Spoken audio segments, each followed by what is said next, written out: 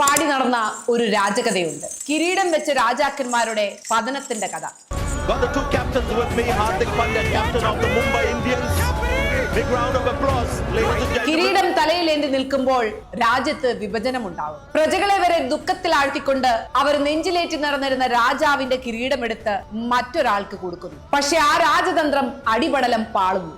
ആ വർഷം നമ്മൾ കാണുന്നത് ടേബിളിൽ 10ാം നമ്പറുകാരനായി അവസാനിക്കുന്ന മുംബൈയാണ്. പെട്ടെന്നുണ്ടായ ക്യാപ്റ്റൻസി ചേഞ്ച് മുംബൈ ഇന്ത്യൻസിന്റെ ആരാധകരെ പോലും വിരളി കൊള്ളിച്ചു. IPL തന്നെ അത്രയും വലിയൊരു ഫ്രാഞ്ചൈസിയുടെ ലീഡർഷിപ്പ് ഏറ്റെടുക്കുക എന്നുള്ളത് ചില്ലറ കാര്യമല്ല എന്ന് ഏതാനും ദിവസങ്ങൾക്കുള്ളിൽ തന്നെ ഹാർദിക് പാണ്ഡ്യക്ക് മനസ്സിലായി. കൂക്കുവിളികൾ മാത്രമായിരുന്നു അദ്ദേഹത്തെ എതിരേറ്റത്.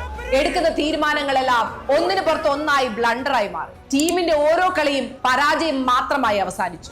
ഇനി ടീം മാനേജ്മെന്റിന്റെ കാര്യം എടുക്കുകയാണെങ്കിൽ തങ്ങൾ ചെയ്തത് വലിയൊരു അപരാധമാണെന്ന് അറിഞ്ഞിട്ടും അവരുടെ ഈഗോ അവർക്ക് സംരക്ഷിക്കണമായിരുന്നു. അങ്ങനെ ടേബിളിൽ 10ാമനായി ഫിനിഷ് ചെയ്യുമ്പോൾ മുംബൈയുടെ ഏറ്റവും വേഴ്സ്റ്റ് സീസണായിട്ട് 2024 IPL സീസൺ മാറി. അങ്ങനെ എല്ലാവരും പറഞ്ഞു മുംബൈ ഇന്ത്യൻസ് ആർ ഫിനിഷ്ഡ്.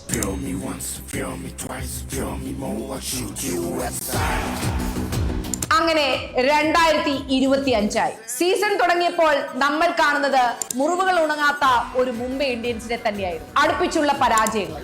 ആദ്യത്തെ 5 കളിയിൽ 4 പരാജയങ്ങൾ. കഴിഞ്ഞ വർഷത്തിന്റെ തനിയാവർത്തനം പോലെ 2025 അവസാനിക്കുമെന്ന് എല്ലാവരും കരുതി. അങ്ങനെ ആ ദിവസം വരുന്നു. വാങ്ഡേയില് 10 വർഷങ്ങൾക്ക് ശേഷം RCB ജയിക്കുന്നു.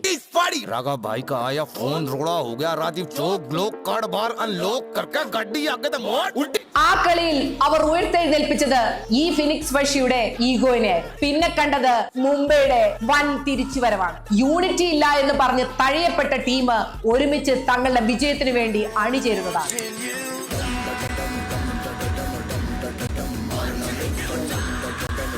പിന്നെ കാണുന്നത് പരാജയങ്ങളില്ലാത്ത പോരാട്ടമായിരുന്നു.